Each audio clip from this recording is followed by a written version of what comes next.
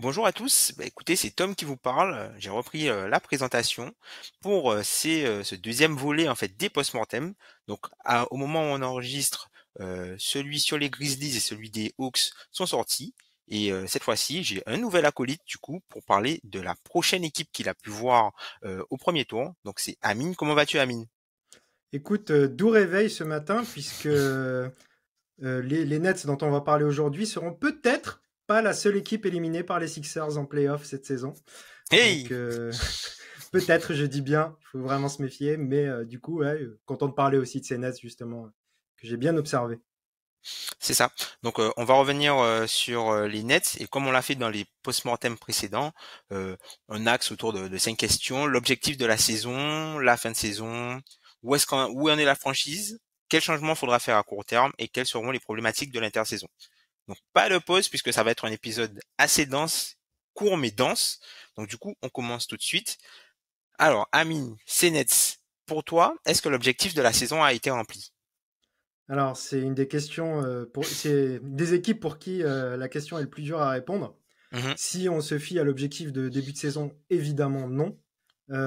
Si on considère tout ce qui s'est passé après le trade de Ben Simmons, on va dire que avoir gardé l'équipe plus ou moins à flot pour aller en playoff et faire pas le figure quand même, mais avec quelque chose, quelques petites choses positives pour l'avenir, on va dire que l'objectif depuis la deadline est atteint. Mais sinon, l'objectif est pas du tout atteint par rapport au début de saison. Ouais. C'est vrai que t'as cité Ben Simmons, je pense que tu voulais dire Kevin Durant. Mais oui, J'ai dit Ben effectivement, Simmons. tu vois. Ouais, t'as vu Ben Simmons. T'as dit Ben Il Simmons. m'obsède. Mais exactement, on peut comprendre pourquoi. Mais globalement, c'est vrai que cette équipe, quand tu prenais par exemple les Codes de Vegas, ils faisaient partie des favoris au titre au début de la saison. Mais globalement, quand tu vois le contexte, ça a été une saison difficile et qui se termine un peu comme la saison dernière par un sweep un peu malheureux entre guillemets. Mais c'est vrai que c'est une équipe qui comprend le contexte. Il y a des arguments pour le pour et le contre quoi. C'est-à-dire que c'est vrai que au final, c'est une équipe qui a 10 défaites consécutives en playoff. C'est pas ce qui était attendu en début de saison et par rapport à l'objectif de base. Mais c'est vrai que quand on recontextualise, comme tu l'as bien fait, hein, c'est la seule équipe qui est sweepée des playoffs, mais c'est une équipe qui arrive en playoff avec un gros déficit de talent, notamment sur ces playoffs face aux Sixers. Ils ont fait bonne figure, mais c'était pas suffisant. Qu'as-tu pensé de leur premier tour face aux Sixers d'ailleurs? Bah, justement, en fait, c'est ce que tu viens de dire, c'est-à-dire que on peut pas leur en vouloir. Ils ont fait bonne figure, mais ils ont fait avec les armes qui étaient les leurs. C'est-à-dire que moi, je voyais bien un 4-1, justement, en me disant que mes Sixers allaient lâcher un match, mais je voyais pas autre chose que ça. C'est-à-dire que les Nets sont limités actuellement, et c'est un roster qui est aujourd'hui construit autour de nombreux role players. On va dire que Michael Bridges est attendu comme un peu plus qu'un role player, mais en dehors de ça, c'est construit autour de role players. Donc, pas surprenant. Ils sont bien défendus, mais je pense que leur sixième place, tout simplement, n'était pas vraiment la leur. Elle était héritée de ce qui s'était passé avant et que ce roster était un roster d'une équipe play-in, quoi. Oui, oui, clairement, c'est vrai que, enfin, quand on prend la deuxième partie de saison, alors oui, Michael Bridges est peut-être l'arbre qui cache la forêt, mais c'est vrai que, enfin, c'est pas une équipe que tu attendais. Si par exemple la saison redémarrait au moment où ils avaient fait le transfert, il y a de fortes chances que cette équipe-là ne soit pas dans les 8 et pire ne soit peut-être même pas au play-in. Donc là, ils se sont Mm. dépatouillés pour pouvoir avoir un effectif décent. Et il faut leur donner du crédit puisque l'effectif a totalement changé et a totalement été chamboulé en l'espace d'une semaine, hein, puisque au final, il y a quoi? Il doit y avoir une semaine d'écart. Il y a entre le transfert de Kevin Durant et celui Et de de Kyrie Kyrie. Irving, oui, il doit y avoir peut-être une semaine d'écart. Donc c'est vrai que le front office s'est dépatouillé à reconstituer un effectif avec plein de joueurs qui provenaient de plusieurs équipes différentes pour finalement avoir quelque chose de cohérent pour au moins finir la fin de saison et s'éviter le play-in quoi qu'ils ont su faire. C'est vrai que voilà, tu as parlé de Michael Bridges en fait sur cette fin de saison. On peut dire qu'il a changé de statut globalement à la fin de saison. Qu'as-tu pensé de la progression, si progression il y a eu pour toi de Michael Bridges? Je pense que, en fait, ici, pour la plupart d'entre nous chez Dunk Hebdo, on s'attendait à ce que la hype redescende un peu et on attendait un petit peu un côté éventuel, bonne troisième option viable pour une bonne équipe. Aujourd'hui, après ce qu'il a montré récemment, le gros volume dont il s'est chargé et tout, on peut imaginer Michael Bridges dans un rôle de second meilleur joueur d'une bonne équipe. Ce qui montre à quel point il a quand même progressé, parce que c'est pas rien, c'est un statut quand même qui est vraiment élevé au niveau de la NBA. Il est toujours très bon en défense, malgré le volume qui a augmenté, ce qui prouve que c'est un joueur hyper volontaire, hyper intéressant. Je pense pas qu'on puisse construire tout le projet autour de lui, mais en revanche, c'est quand même une super affaire que d'avoir récupéré Mikal dans le trade de Bridges. C'était inespéré avec en plus les pics, en plus Cam Johnson. C'est quand même, les Nets ont fait du bon travail dans le trade de KD. Ouais. Clairement, c'est vrai que, comme tu dis, on peut voir que c'est un joueur qui a déjà tout au long de sa carrière, non seulement c'est quelqu'un qui joue souvent, je crois qu'il a pas raté de match depuis qu'il est arrivé en Ouais. NBA, d'où son surnom d'Iron Man. D'ailleurs, il en a joué 83 cette saison et qui a progressé en termes de taux d'usage, mais aussi en termes de scoring chaque saison. Donc, il a gagné 1, 2, 3, 4 points jusqu'à devenir le joueur qu'il est devenu du côté de Brooklyn sur la fin de saison. Et c'est vrai que on peut se dire que c'est quelqu'un qui a vraiment franchi un palier de là limite à être vu comme deuxième meilleur joueur d'une équipe qui potentiellement peut passer un voire deux tours de playoff. C'est Il ça. a une position qui est tu vois, il a une position qui au final a beaucoup de valeur il y a très peu de gens qui peuvent faire ce qu'ils font. Et en fait, j'ai l'impression que le Michael Bridges des Nets, c'est un peu la version que Charlotte aurait pu attendre de Nico Batum quand ils l'ont récupéré de Charlotte, quand ils l'ont récupéré de Portland. Donc, il a fait des premiers playoffs qui ont été intéressants, même si voilà, il s'est heurté un peu au mur, puisque quand on regarde au niveau du jeu et au niveau de l'efficacité, Tobias Harris et D'Anthony Melton ont fait un bon travail sur lui et Ouais. l'ont bien limité, puisque quand on voit le delta par rapport à la saison régulière, par exemple, il était sur 30% d'usage, c'est un truc de malade, hein, 30% d'usage à 60% de true shooting avec les Nets, et sur cette série de playoffs, il était toujours à 30% d'usage, mais un true shooting à 53, qui est bien en dessous de la moyenne et bien en dessous de ses standards. Alors oui, il y a eu de la bonne défense de Tobias Harris, il y a eu un afflux de responsabilités aussi, mais on peut voir un peu, tu vois, un peu la limite du profil ou du joueur qui continue en fait à progresser. C'est la première fois en fait qu'il était le numéro un vraiment dans un contexte de playoff. Donc ça nous emmène du coup à où est-ce qu'en est la franchise du coup? Où est-ce qu'en est la franchise? Alors peut-être que Michael Bridges s'est imposé comme une pièce qui est potentiellement intransférable, on ne sait pas. Mais où est-ce qu'en est la franchise maintenant dans son projet pour toi, Amine? Alors, c'est là que ça se gâte un peu plus que ce qu'on pourrait imaginer. Aïe aïe Parce que aïe. l'idée du côté de Brooklyn, ça va être de reconstruire intelligemment Mhm, pour gagner des matchs, car le tank n'est pas possible. Ils n'ont pas leur pic à disposition. Le prochain pic qui est vraiment à eux non protégé, il est en 2028. C'est-à-dire que il y a des swaps avec Houston en 2025 et 2027, mais sinon tout le reste c'est pas à eux. Il y a du pic de Phoenix, il y a du pic de Philadelphie qui est quand même dans la besace et qui peut servir, mais l'équipe doit être bonne parce que leur pic ne leur appartient pas de fait. Et il y a d'autres problèmes qui se présentent dans la construction de ce projet. C'est aussi le cap, les re-signatures, des contrats boulés. Il y a beaucoup de choses qui va rendre la tâche des Nets compliquée. Par exemple, on a cité Michael Bridges comme bonne surprise. On peut citer aussi Cam Johnson qui vraiment surtout lors des playoffs contre Philadelphie, s'est montré très, très, très intéressant. mhm. Offensivement, c'est vraiment un joueur très, très fort qui est très correct en défense. Donc, un joueur très valuable et il est en fin de contrat. Il va falloir le prolonger. Ça peut coûter cher, sachant que les Nets ont déjà 143 millions d'euros de cap garanti de dollars pardon, garanti pour la saison prochaine avant d'avoir prolongé Cam Johnson. Donc une équipe qui est plus de 20 millions au-dessus du cap, même si le cap va augmenter, avant d'avoir prolongé un des joueurs qui sera un des plus intéressants à prolonger, ça rend déjà tout de suite la tâche plus ardue.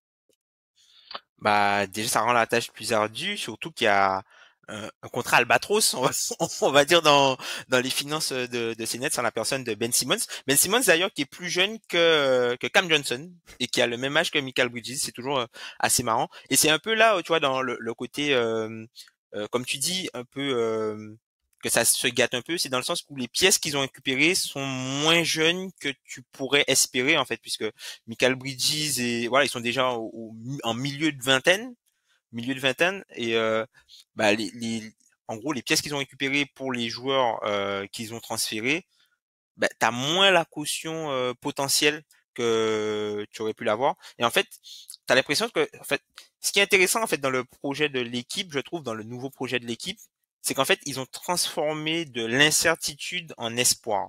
Comme tu disais, il y a il y a pas en fait c'est difficile pour eux de tanker. Sean Mark le disait dans leur interview dans l'interview de fin de saison que ça va être difficile pour eux de tanker ou d'avoir de mauvaises saisons parce qu'ils n'ont pas la main sur leur propre pic de draft, comme tu disais.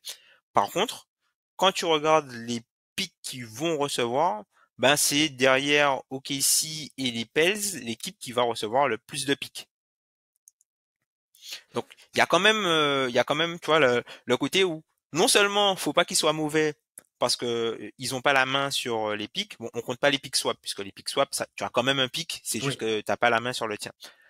Mais de l'autre côté, ils sont aussi ils attendent que quelqu'un tombe pour que eux leur pic soit meilleur. Et moi, j'ai vraiment la sensation que c'est une équipe qui va faire exactement comme elle a fait avant. Elle a juste la flexibilité d'avoir déjà les pics, mais du coup, qui vont faire ce qu'il y a de mieux pour la franchise et rejouer la free agency puisque ça a marché pour eux il y a quelques années. Enfin, ça a marché. On se comprend. Ça aurait dû marcher. Voilà, ça aurait dû marcher. Mais c'est vrai que tu vois, passer de vilaine super team un peu à tu vois la gentille équipe de role player qui gagne pas grand chose, c'est on aime bien ça, mais au final, je pense pas que ça va être leur objectif à long terme, voire même à court terme. Et du coup, ça nous permet de passer sur la deuxième partie, enfin la troisième partie, c'est quel changement à court terme pour cette équipe, du coup. On sait qu'ils ont prolongé Jacques Vaughn et lui ont donné le poste de coach, donc c'est quelqu'un qui devrait être là l'an prochain. Qu'est-ce que tu vois potentiellement comme changement à court terme pour valider cette stratégie?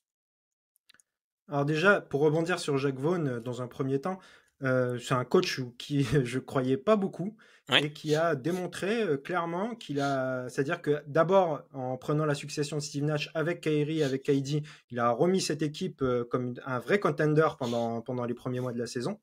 Et ensuite, il a su gérer, à intégrer beaucoup de joueurs, beaucoup de nouveaux joueurs, à essayer de faire une sauce. Donc moi, je trouve que là, Jacques Vaughn, il montre que c'est peut-être pas, c'est peut-être plus l'éternel assistant qui fait de l'intérim et que je comprends l'idée des Nets de vouloir lui donner sa chance. La sagesse de Ensuite, la barbe.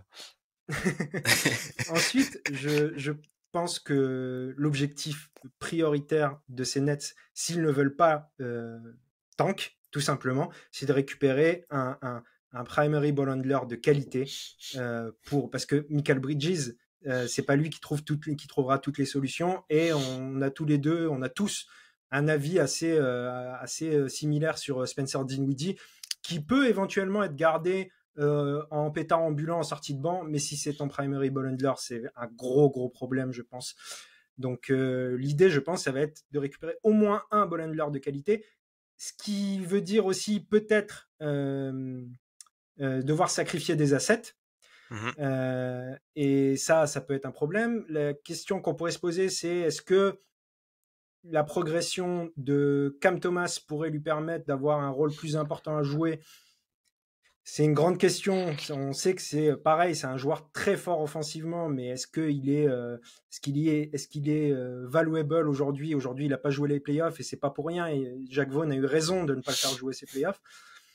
Il y a des progressions qui sont plus intéressantes et qui sont plus à mettre en valeur. C'est celle de Nick Claxton, qui est aujourd'hui un vrai candidat au All Defensive Team et qui prouve qu'il a un talent important, même s'il a ses limitations, notamment au niveau des lancers francs. Mhm. Euh, et aussi de son backup Deron Sharp, qui a montré des choses très intéressantes. Donc, on a un secteur intérieur qui était un peu le problème du temps de KD Kyrie, qui commence à prendre au sens du côté des Nets. Maintenant, si tu joues avec Nick Claxton, tout de suite, on va arriver à la grande question. C'est qu'est-ce qu'il faut faire avec Ben Simmons? C'est-à-dire qu'on a un contrat boulé de l'année prochaine, 37,8 millions de dollars. Moi, je me pose la question, est-ce qu'ils vont pas lâcher un asset pour pouvoir se débarrasser de Ben Simmons? Et est-ce que ça suffira? C'est-à-dire que là, par exemple, ils ont 2 pics de draft cette intersaison, celui de Phoenix et le leur. Donc tout à l'heure, j'ai oublié de préciser qu'ils avaient le leur cette année. Le leur ne sera pas très haut, il sera déjà plus haut que celui de Phoenix, mais il sera pas très haut non plus. Donc ils auront 2 pics un peu intermédiaires. Est-ce qu'ils ont envie aussi de prendre des rookies dans cette équipe déjà assez jeune? Donc je me dis qu'ils vont peut-être lâcher du pic, ils vont peut-être devoir lâcher par exemple un Royce O'Neal qui a un petit contrat, qui est un joueur très valuable, qui pourrait intéresser des équipes pour pouvoir se débarrasser de Ben Simmons. Donc je ne sais pas si ça sera la solution, ou alors il y a les éternels optimistes qui se diraient il faut le refaire jouer, justement on cherche un ball handler, c'est un ball handler. Théoriquement. Le problème, c'est que quand tu mets Nick Claxton, pour moi, il est indéboulonnable au poste de pivot aujourd'hui. Ben Simmons et Nick Claxton dans un 5, c'est pas possible. En 2023, c'est impossible en NBA. Ouais. C'est vrai que ça rend tout de suite compliqué l'équation, hein, le Ben Simmons, c'est-à-dire que l'équipe a joué sans lui. Visiblement, l'objectif, c'est qu'il soit prêt pour le training camp. On a vu aussi que l'équipe d'Australie attendait sa venue aussi pour je crois que c'est la Coupe du Monde. Ouais. Donc ça va être, faut voir. C'est ça le truc avec Ben Simmons, c'est vrai que c'est comme on a vu que c'est un joueur qui a quand même performé très tôt et c'est un joueur qu'on aime pas mal beaucoup. Enfin ici, en tout cas à Dunk Hebdo, c'est un joueur je l'ai adoré. On va dire qu'on apprécie, voilà, c'est un joueur qu'on apprécie beaucoup, on apprécie beaucoup son skill set, et c'est vrai que ça nous fait un peu de peine de le voir, être autant mis de côté entre guillemets et de ne pas pouvoir jouer, hein, puisque c'est quelqu'un qui a eu des problèmes au dos, qui a eu des problèmes au genou aussi. Donc, en plus du fait de pouvoir jouer par rapport à ses problèmes mentaux, il y a aussi les problèmes physiques qui posent problème, notamment par rapport à la valeur de Ben Simmons. Et est-ce que tu es pas dans le même cas qu'un gars comme Lonzo Ball? Est-ce que au final, ça vaut quand même est-ce que ça vaut le coup d'avoir l'espoir, quoi, plutôt que de te dire bon, ben de toute façon, s'il joue, tant mieux, mais on compte pas dessus, quoi. Et c'est vrai que, comme tu disais, peut-être que l'équipe sera tentée d'utiliser des assets pour assainir les finances, même si au final, il a que 2 ans de contrat. Il a que 2 ans de contrat. Donc là où ça peut être problématique, le contrat de Ben Simmons, c'est par rapport au nouveau ciblier justement et la fameuse deuxième upfront tax qui est 17 millions au-dessus de la upfront tax actuelle. Si jamais, par exemple, tu as parlé du contrat de Cam Johnson qui devrait être prolongé, bah, s'il se rapproche un peu de ça, bah, peut-être que dégraisser un peu au niveau de Ben Simmons, ça ferait sens. Après, autre chose peut-être pour Ben Simmons, ce serait peut-être récupérer des joueurs sur des contrats plus longs, mais qui ont une valeur annuelle moins élevée. Par exemple, je sais pas moi, un gars comme Colin Sexton ou quelque chose comme ça, quoi, pour dire des équipes qui tankeraient vraiment, ou sinon essayer de voir ce qu'ils peuvent récupérer pour un joueur des Spurs, puisque les Spurs peuvent absorber le différentiel de salaire vu que ils sont en dessous du salary floor. Donc c'est vrai que Ben Simmons, ça risque d'être une question de l'été. On les a vus aussi flirter un peu avec Damian Lillard. On a vu Damian Lillard en playoff assis courtside. Il y a eu des échanges avec Mikal Bridges, hein, enfin des tweets et tout ça. Est-ce que, alors, je sais pas par rapport à Damian Lillard, mais est-ce que tu vois la course à l'initiateur, puisque comme tu l'as dit un petit peu avant, Dinwiddie, ça va être, enfin, il te met quand même un certain plancher, même si en fin de saison dernière, il a montré des choses intéressantes en termes de playmaking, sauf que tout ça, ça a disparu au profit des playoffs, où il voulait être le créateur où il voulait être le créateur, il a repris sa partition. Peut-être que trouver un initiateur peut-être moyen ou un bon joueur de wordplay, tu vois, un gars que peut-être un Montemoris, un Hmm. Tyus Jones, vu que t'as pas mal de role players de 3&D et t'as un pivot des pivots plutôt axés pick and roll, ça peut être aussi une option pour améliorer le sur le terrain en fait, pour s'améliorer sur le terrain à court terme. C'est exactement à ça que je pensais en fait quand je Ouais. parlais d'un initiateur. Évidemment, moi je pense que je vois pas où Damian Lillard, qui a refusé de quitter Portland depuis tellement longtemps, irait dans une équipe average pour jouer autre chose. J'y crois pas du tout.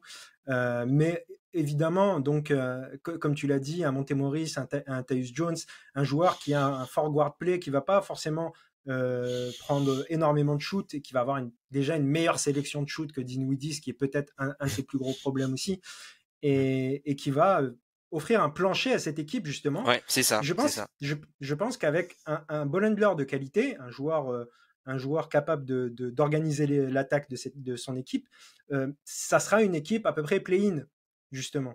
Et j'imagine pas les Nets tout de suite jouer quelque chose de beaucoup plus important, mais sans tanker être au niveau play-in, pour moi, ça me paraît être quelque chose d'intelligent et continuer à travailler et à affiner aussi tous ces joueurs, savoir lesquels tu gardes, lesquels tu ne gardes pas.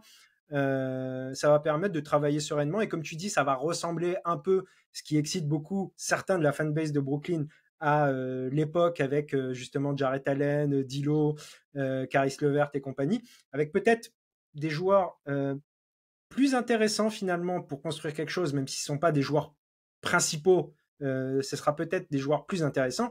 Si on arrive du côté de Brooklyn à garder et Mikal, et Finney-Smith, et Cam Johnson, par exemple, ça fait déjà une base à l'aile qui est très, très intéressante. Donc, ouais, moi, je suis d'accord avec toi. Donc, l'idée, ce sera de récupérer ce joueur capable de faire tourner l'équipe, tout simplement. Mm. Parce que c'est vrai que même si ils veulent peut-être passer par la draft, même en passant par la draft comme ils ont fait précédemment, entre le moment où tu vas récupérer ton joueur drafté et le moment où ce joueur-là sera aussi bon, ben t'es Cam Johnson, t'es Mikal Bridges, ils auront la trentaine déjà. C'est ça. Ils auront la trentaine. Donc, je pense que c'est plus une équipe qui va être active si elle reste dans cette constitution. Je pense qu'ils vont pas. Je pense qu'à l'intersaison, ils vont pas tout casser. Je pense qu'ils vont essayer de garder quelques role players. Et je pense que si jamais l'équipe ne donne pas satisfaction, soit à la deadline, soit à la prochaine intersaison, là, ils pourront entamer des moves, puisque, encore une fois, hein, ils ont pas la maîtrise sur tous leurs picks, mais il y a certains picks qu'ils ont. Il y a des picks swap, il y a des choses comme ça. Donc ça, eux aussi, c'est dans leur intérêt d'être mauvais pendant que Houston est mauvais, quoi. Puisque, Oui. mais si tu as un pick swap avec Houston, au final, si Houston n'est pas bon, ben ils vont pas forcément vouloir swapper ton pick et au final vous allez vous retrouver à deux, je sais pas, moi dans le top 10 quoi. Mais Donc peut-être ça. la saison prochaine, le pic, il est à Houston. Donc, si Oui, on le pick regarde il est à très court Houston, terme, sachant que oui, vas-y. le pick il est à Houston, sachant que Houston a aussi des obligations à envoyer son pick Ouais, à OKC. ouais. Donc, ils doivent être bons aussi. Voilà, c'est ça. Donc ils doivent être bons aussi. Donc c'est vrai que là, il commence à avoir des petits cross-matchs comme ça de ce côté-là. Et on a pas mal parlé du coup de l'avenir à court terme de cette équipe. Quel sera pour toi, allez, si tu en as peut-être deux, ce sera quoi pour toi les deux grosses problématiques de l'intersaison? Parce que tu vois, on n'a même pas parlé encore de Juarez qui fait encore des playoffs décevants. Tu vois, on n'a pas parlé non plus de Seth Curry sur Qui est lesquels en fin de l'équipe n'a pas contrat en plus. beaucoup plus compté, qui est en fin de contrat. Ça va être quoi pour toi les deux problématiques, les deux grosses problématiques en fait de la fin de saison, enfin de l'intersaison, pardon. J'en avais quatre. Ouais. Je vais Ah bah d'abord vas-y, citer vas-y, en bah, donne les premier. quatre. Vas-y, donne les quatre. Je te donne vite fait justement les deux premières qui sont pas les plus importantes. Est-ce que tu trades Dinwiddie ou Ouais. tu le gardes et tu le fais sortir de banc, sachant qu'il a un contrat aussi assez important, c'est le troisième contrat de l'effectif qui est à peu près à 19 20, millions de dollars. ouais, 20 millions Donc, presque. la question se pose. Euh, Tu viens de le citer, quid de Joe Harris, effectivement. Donc c'est le deuxième contrat du Ouais. roster. Difficile à trader pour le coup. Et qu'est-ce qu'ils vont faire avec Joe Harris? je pense que pour Joe Harris, ça vaut pas le coup d'attacher un asset à son contrat parce que c'est vraiment perdre. Autant essayer de le retaper éventuellement et d'en refaire un joueur un peu plus valuable. Et les vraies deux grosses problématiques, c'est justement réussir à récupérer suffisamment de bons joueurs pour ne pas être trop mauvais, sans trop lâcher leur role player plus qu'ils ont récupéré. Et du coup, la deuxième qui en découle un peu, essayer soit de retaper Ben Simmons, soit justement là, il faudra forcément lâcher de l'asset si tu veux t'en débarrasser. Moi, j'avais même pensé, je te donne la petite anecdote, c'est un peu sous Ouais. le ton de la blague, mais avec des gens qui sont fans des Sixers, je me disais, pour récupérer Dorian Finney-Smith, vu que du côté de Philadelphie, les pics, c'est pareil, il n'y a plus rien. Donc, faut chercher d'autres solutions. Pour essayer de récupérer, par exemple, un Dorian Finney-Smith en échange d'un Tobias Harris en dernière année de contrat, est-ce que vous seriez prêt à récupérer Ben Simmons à Philly? Je ne sais pas. Peut-être que les Nets seraient OK dans cette situation. Je pense qu'ils veulent Le plus grand deal avec casse-tête. les Sixers. Je pense qu'ils veulent plus rien avoir à faire avec vous, je pense. Je pense Mais c'est aussi. vrai que, enfin, Ben Simmons, encore une fois, si ça va être une vraie problématique de l'intersaison. Et Sean Marks aura pas mal de travail, en tout cas, hein, pour reconstruire cet effectif-là. Moi, j'en avais quelques autres. Euh, la première, c'est est-ce que la valeur de Michael Bridges peut-elle encore monter? Puisque entre le moment, on sait qu'ils ont refusé 4 picks de Memphis pour lui au moment du transfert de Kevin Durant. Aujourd'hui, il vaut plus que ça, concrètement. Donc, jusqu'où sa valeur peut aller et à quel point l'échantillon de ce qu'on a vu sur les playoffs est représentatif de ce qu'il peut faire. Puisque au final, c'est la première fois qu'on le voyait dans ce rôle-là. Donc peut-être qu'avec plus de répétitions, il peut s'améliorer encore. Il a, tu vois, il est sur le poste où il y a très peu de joueurs, ou du moins les joueurs qui sont sur ce poste-là, ils sont quasi tous au max. Ils sont quasi tous au max. Il apporte de la valeur des deux côtés du terrain. Il est sur un long contrat et il se blesse jamais. Donc, si tu prends la valeur terrain plus la valeur du contrat plus la durabilité, c'est quelqu'un qui vaudrait limite un package pour un All NBA. C'est limite. Ensuite, bah, est-ce qu'ils peuvent se permettre d'attendre un an, c'est-à-dire de faire un statu quo, un peu comme un peu la même problématique qu'on avait soulevé avec les Raptors l'an dernier. Est-ce qu'ils vont faire un statu quo? Les Raptors, ils ont fait un statu quo. Malheureusement pour eux, ça ne leur a pas réussi cette saison puisque ils n'ont pas fait la post-season. Et derrière, comme tu disais, Spencer Dinwiddie, Nick Claxton en fin de contrat. Claxton qui a montré de bonnes choses, comme tu l'as dit, notamment sur la défense, sur l'attaque. Je trouve que c'est l'un des meilleurs ghost screeners de Ouais. la NBA avec Brandon Clark, par exemple. Voilà, jusqu'où peut-il aller? Est-ce qu'il peut s'inscrire comme le pivot du futur, quoi? Et ma dernière problématique, c'était vraiment autour de Cam Thomas, hein, puisque Cam Thomas, encore une fois, quand il met des tirs, tout va bien, c'est une superstar. Par contre, il y a beaucoup de moments où il met pas de tirs. Il y a un problème un Et peu. ça, on n'en parle pas. Il y a un problème juste. Ouais, oui, c'est ça. Et il y a un problème un peu. Après, on peut mettre ça sur le côté de la jeunesse. Du coup, on peut avoir de l'espoir pour lui. Je comprends qu'on ait de l'espoir pour lui Oui. justement. Mais néanmoins, effectivement, au niveau de la sélection de shoot, c'est en fait peu importe si ça rentre ou ça rentre pas, il prendra les Ouais. mêmes. Et du coup, C'est ça.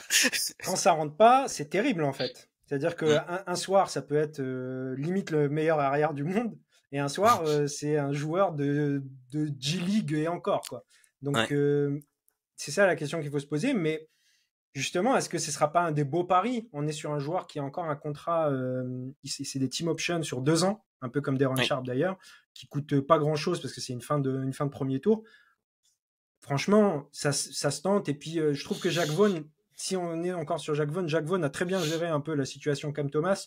Donc, moi, je trouve que c'est intelligent. Essayer de le développer pour qu'il soit un joueur plus intelligent, finalement. C'est déjà un joueur très fort, mais un joueur plus intelligent qu'il ne l'est actuellement. Et du coup, moi, je trouve ça intéressant. Comme tu l'as dit aussi, Nick Claxton, c'est intéressant. parce qu'il y a vraiment quelque chose à travailler de son côté. Et c'est pour ça que je m'inquiète pour Ben Simmons. C'est-à-dire que je trouve que c'est un joueur sur qui tu dois miser en fait du côté de Brooklyn. Et comme je t'ai dit, les deux ensemble, c'est très compliqué en fait. À moins que du jour au lendemain, il y en a un qui développe ne serait-ce qu'une bonne adresse au lancer franc.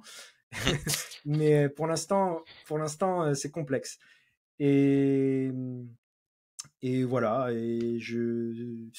Tu avais parlé également je me rappelle plus. De Bridges, la valeur de Bridges, la valeur de Michael Bridges, Oui. est-ce qu'elle peut Alors, augmenter? non, bah, du coup, là, j'ai rien à rajouter là-dessus. T'as tout dit. Je pense que son contrat actuel fait énormément dans sa valeur. C'est-à-dire qu'on a un joueur Ouais. qui est sous-payé aujourd'hui par rapport à son niveau sur un contrat qui dure encore 3 ans. Et du Mhm. coup, forcément, toutes les équipes veulent Michael Bridges. C'est évident. Mhm. D'ailleurs, Michael Bridges qui teasing pourrait être impacté par la nouvelle règle au niveau des prolongations de contrat du CBA. Petit teasing, vous en saurez plus un peu après. Mais globalement, voilà sur ces Nets. Ah, peut-être quelque chose, peut-être un joueur sur lequel on aurait pu insister un peu. Le fameux Cam Johnson. Donc, tu as parlé de lui offensivement. C'est quelqu'un qui arrive en fin de contrat. On sait que il y a une position où il y a du monde, il y a pas beaucoup de monde sur le marché. Il y a pas mal d'équipes qui ont du cap space, notamment les Houston Rockets pour les citer, notamment les Pacers pour les citer aussi. Et c'est des équipes qui ont un trou un peu à l'aile. Donc est-ce que tu penses que, par exemple, lui, il va signer une offer sheet ou il va re-signer à Brooklyn? Parce que là, son agent peut vraiment faire pression. La question est super intéressante. Moi, je pense que Brooklyn va devoir payer s'ils veulent vraiment le garder. Ouais. Euh, c'est pas possible. Aujourd'hui, c'est un profil qui est trop impactant. S'ils veulent pas payer, il y aura une trop grande différence avec les équipes, comme tu as dit. Je pense que Houston a intérêt à se jeter dessus, à proposer même trop d'argent, en fait, étant donné qu'en plus, ils affaibliraient Brooklyn, ce qui les arrange. Donc, Ouais. ça me paraît évident qu'une équipe comme Houston va se mettre dessus. Il serait parfait aussi aux Pacers, on imagine bien, ils ont du cap. Donc, c'est un profil trop intéressant pour que Brooklyn, s'ils veulent à tout prix le garder, ne mettent pas, le paquet pour le garder. Après, savoir qu'est-ce que c'est le paquet pour Cam Johnson. Est-ce que Ouais. c'est justement le même contrat que Michael Bridges? C'est ça la grande question. Et est-ce qu'ils se rapprocheront un peu pas trop de la luxury tax avec une équipe qui ne joue pas grand-chose en signant Cam Johnson? Oui, ça a pas de C'est toutes sens. ces questions qui Ouais. rentrent en compte. Ouais.